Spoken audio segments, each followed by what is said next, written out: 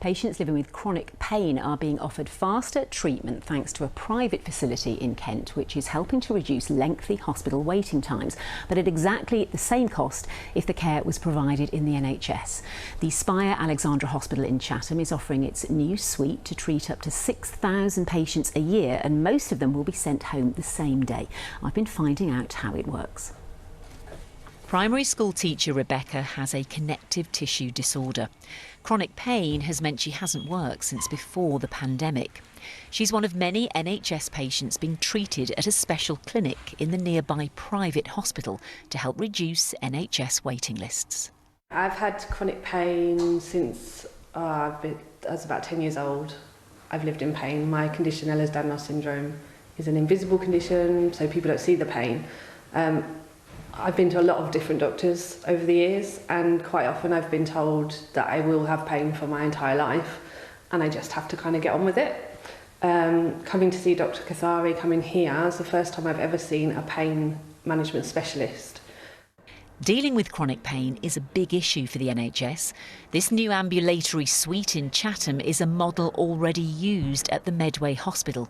But with limited capacity there, it means patients requiring minor treatment without a general anaesthetic can come here and return home in the same day.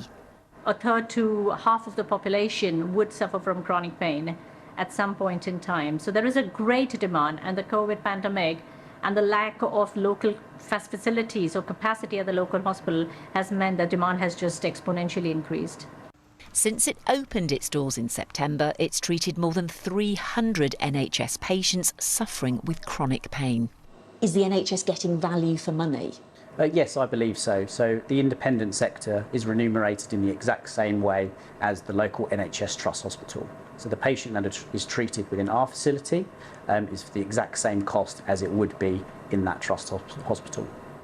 But some say this is just a drop in the ocean. I think it's a question of all hands to the pump at the moment. We need as many people working to relieve people's pain as possible. And if anybody is prepared to step up and work at NHS rates, then that is surely a good thing.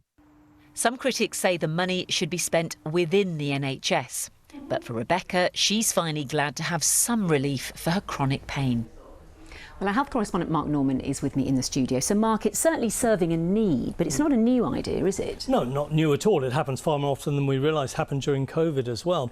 And this is really about trying to cut down on these huge waiting lists, so we can have a look at some of these extraordinary figures in our region. So in Kent and Medway at the moment, there are more than 200,000 people waiting for operations. In Sussex, the figure is more than quarter of a million, and in Surrey, around 118,000. That's really quite extraordinary and has jumped in the last few months. Some patients are waiting more than 52 weeks to get their operation. Kent and Medway, more than 5,000. Sussex, 9,271, and just under 4,000 in Surrey. Again, numbers that have jumped in the last few weeks. Patients are supposed to begin their treatment within 18 weeks of a referral from a consultant. Now, interestingly, around 60 to 70% of patients, that does happen. So we're doing better than the national average, but those waiting lists are high. So the NHS looking for some quick wins. And sometimes, Mark, these arrangements are criticised, aren't they? Because what private providers only want to take the easy-to-treat patients. Yeah, and I think that's intentional in many ways. They're able to take them, as you said, they can go home at the end of the day, whereas the NHS need the more complicated patients. If a patient is in surgery but then needs intensive care, specialist consultants, all of that is available at a big hospital acute site. Smaller private hospitals can't necessarily provide that. Right. So yes, it's not that big a number, but any numbers frees up capacity in an NHS hospital. That has to be a good thing with those enormously high waiting lists. Absolutely. Thank you, Mark.